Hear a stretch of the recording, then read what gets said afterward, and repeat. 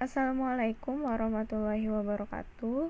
Perkenalkan, nama saya Nela Ulfa dengan NIM 20116040095 dari Universitas Aisyah Yogyakarta, Fakultas Ilmu Kesehatan, Program Studi D4 Keperawatan Anestesiologi. Baik, langsung saja. Baik, Assalamualaikum warahmatullahi wabarakatuh. Waalaikumsalam warahmatullahi wabarakatuh. Selamat pagi semuanya, salam sejahtera bagi kita semua. Alhamdulillahirabbil alamin, assalatu wassalamu ala asrofil anbiya'i wal mursalin wa ala alihi washabihi ajmain. Pertama, kita panjatkan puji syukur kehadirat Allah Subhanahu wa taala karena ialah kita dapat berkumpul pada pagi hari ini dengan acara penyuluhan. Tak lupa juga salawat serta salam kita sanjung agungkan kepada Nabi besar Muhammad Sallallahu Alaihi Wasallam yang telah membawa kita dari zaman ketidaktahuan ke zaman yang penuh pengetahuan sekarang ini. Izin memperkenalkan diri terlebih dahulu, saya Naila Ulfa dari Universitas Aisyah Yogyakarta, Fakultas Ilmu Kesehatan, Prodi D4 Keperawatan Anestesiologi. Baik, maksud dan tujuan saya pada acara penyuluhan pagi hari ini yaitu akan melakukan penyuluhan agar Bapak dan Ibu serta Mbak-mbak sekalian mampu memahami tentang perilaku hidup bersih dan sehat atau bisa disebut juga dengan PHBS. Baik, langsung saja kita ke materinya ya Mbak. Yang pertama yaitu pengertian perilaku hidup bersih dan sehat atau PHBS. Perilaku sehat adalah pengetahuan, sikap, dan tindakan proaktif untuk memelihara dan mencegah resiko terjadinya penyakit, melindungi diri dari ancaman penyakit, serta berperan aktif dalam gerakan kesehatan masyarakat.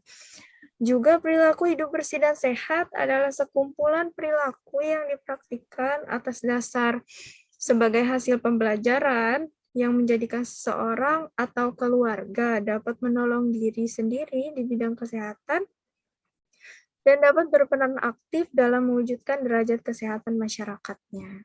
Jadi PHBS ini adalah pengetahuan, tindakan, dan sikap proaktif untuk memelihara dan mencegah resiko terjadinya penyakit, serta melindungi diri dari ancaman penyakit yang dipraktikkan atas dasar kesadaran sebagai hasil pembelajaran yang menjadikan seseorang atau keluarga dapat menolong diri sendiri di bidang kesehatan dan berperan aktif dalam mewujudkan derajat kesehatan masyarakat. Selanjutnya kita ke bidang PHBS ya Mbak. Di sini bidang PHBS itu yang pertama ada bidang kebersihan perorangan, seperti cuci tangan dengan air bersih dan sabun, lalu mandi minimal 2 kali sehari, dan lain-lain. Selanjutnya kita ke bidang gizi, seperti makan sayur dan buah tiap hari, mengonsumsi garam beriodium, menimbang berat badan dan tinggi badan setiap bulan.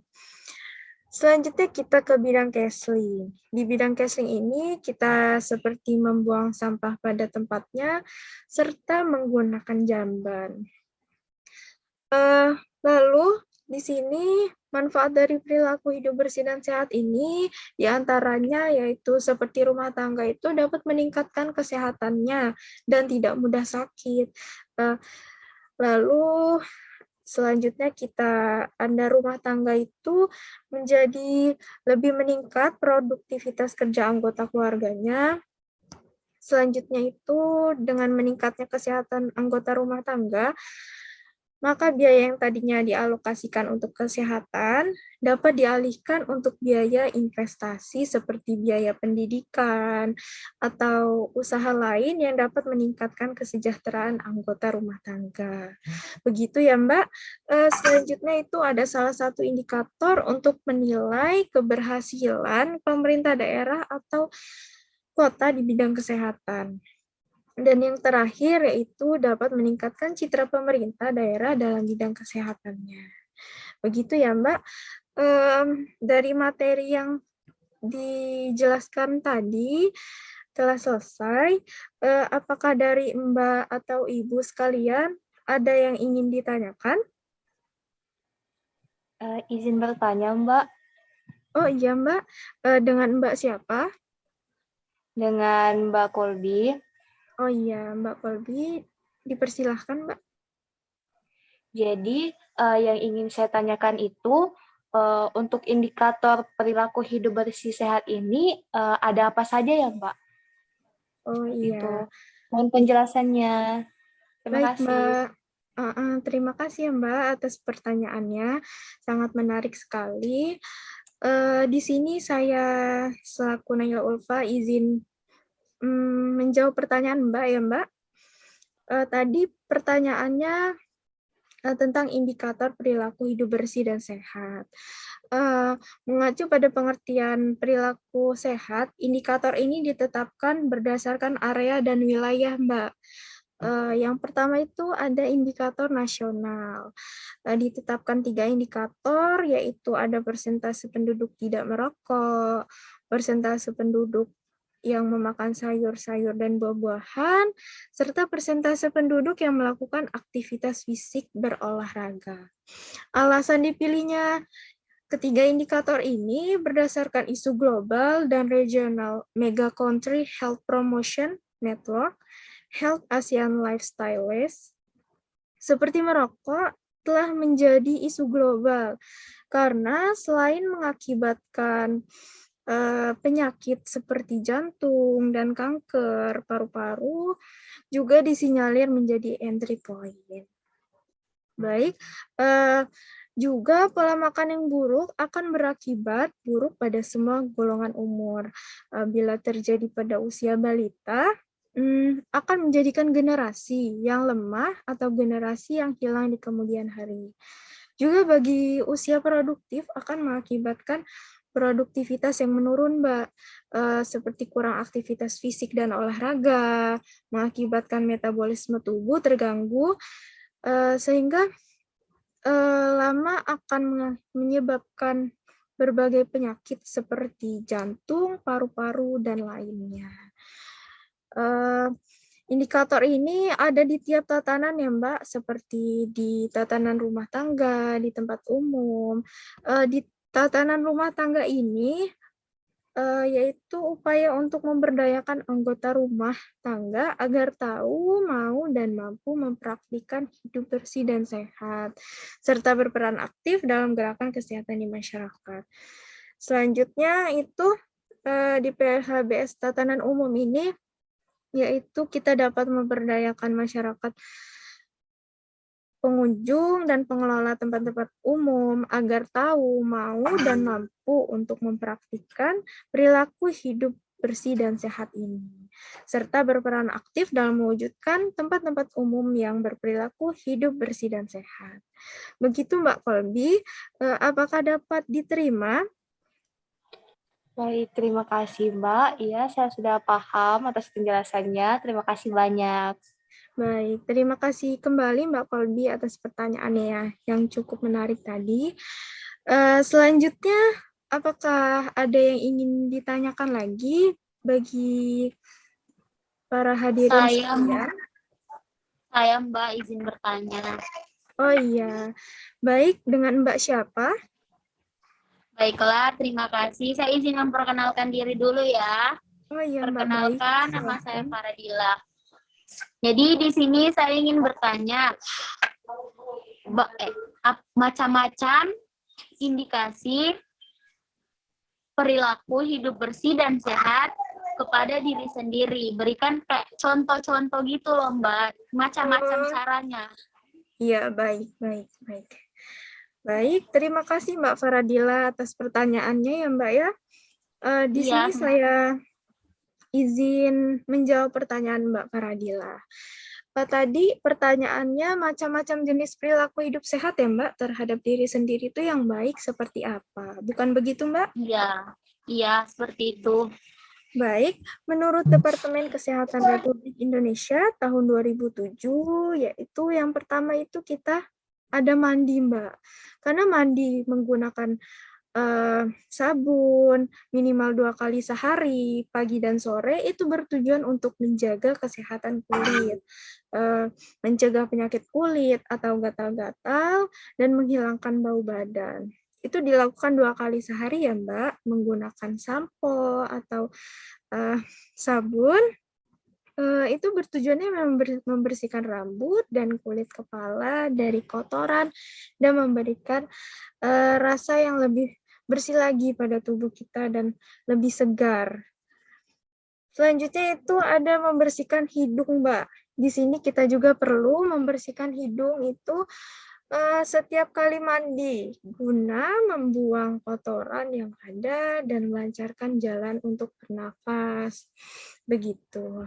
Selanjutnya, menurut Departemen Kesehatan Republik juga tahun 2007 pentingnya kita menggosok gigi dilakukan minimal 2 kali sehari dengan memakai pasta gigi atau odol yang dilakukan setelah akan dan sebelum tidur. Gosok gigi ini bertujuan untuk menjaga kebersihan gigi dan mulut, mencegah kerusakan pada gigi dan gusi, serta mencegah bau mulut yang tidak sedap. Selanjutnya itu ada kesehatan mata, Mbak. Kita perlu juga menjaga kesehatan mata kita, seperti diperhatikan cahaya pada saat membaca, itu agar cahaya itu harus cukup terang dan tidak terlalu redup. Selanjutnya itu kita dapat mengatur jarak pembaca dengan buku sepanjang penggaris itu minimal 30 cm ya Mbak. Yang dibaca juga tidak boleh bergerak atau bergoyang. Lalu selanjutnya kita mencuci tangan. Mencuci tangan ini penting ya Mbak, dilakukan untuk menjaga kebersihan tangan dari kotoran dan kuman yang dapat menyebabkan penyakit. Itu tuh dapat dilakukan pada saat sebelum dan sesudah makan, sebelum tidur, sebelum dan memegang benda-benda kotor, serta setelah pulang dari bepergian. Selanjutnya yaitu pentingnya kita pakai alas kaki. Terutama anak-anak nih Mbak, terkadang dalam bermain, anak-anak ini tidak menggunakan alas kaki, sehingga anak-anak itu kakinya dapat terluka dan tertusuk benda tajam. Lalu dari manfaat kita memakai alas kaki ini, itu dapat mencegah penyakit, misalnya penyakit cacingan akibat menginjak kotoran. Selanjutnya itu kebersihan pakaian. Pakaian itu dapat dibedakan menjadi 3 bagian, Mbak, yaitu pakaian sekolah, pakaian bersih, dan pakaian tidur. Ini bertujuan agar terhindar dari penyakit kulit dan dapat mengakibatkan pakaian yang diakibatkan itu oleh pakaian basah atau kotor. Selanjutnya yaitu masih dari Departemen Kesehatan Republik Indonesia tahun 2007 yang terakhir yaitu belajar makan sehat. Makan yang kebutuhan setiap hari orang, makan sebaiknya itu 3 kali sehari ya Mbak. Dengan menu yang seimbang yaitu 4 sehat 5 sempurna. Terdiri dari nasi, sayur, lauk, buah, dan susu. Makan pagi atau sarapan itu sangat penting guna menjadi sumber tenaga kita pada siang harinya. Perlu diingat juga untuk menghindar jajan sembarangan karena kebersihan dari makanan itu dapat menghindari kita dari penyakit-penyakit seperti sakit perut, diare, muntah, dan lain-lain. Begitu Mbak, apakah Mbak Faradila dapat diterima? Iya, baik Mbak, bisa. Dapat dipahami ya Mbak ya? Iya. Oke, terima kasih. Sangat menarik sekali pertanyaan dari Mbak Faradila ya Mbak. Dari materi yang telah saya sampaikan tadi, saya berharap mbak-mbak sekalian dan ibu-ibu sekalian dapat memahami apa yang saya sampaikan. Sebelum saya akhiri, apakah ada yang ingin ditanyakan kembali, Mbak? Tidak ada. Baik, terima kasih ya Mbak atas acara pagi hari ini dan Mbak-mbak sekalian dapat hadir dalam acara penyuluhan. Terima kasih atas waktunya. Saya mohon maaf apabila ada salah kata. Saya akhiri. Wassalamualaikum warahmatullahi wabarakatuh. Waalaikumsalam Waalaikumsalam warahmatullahi warahmatullahi wabarakatuh. Terima kasih, Mbak. Baik, Makasih ya, sama-sama Mbak. Mbak. Iya, sama-sama Mbak.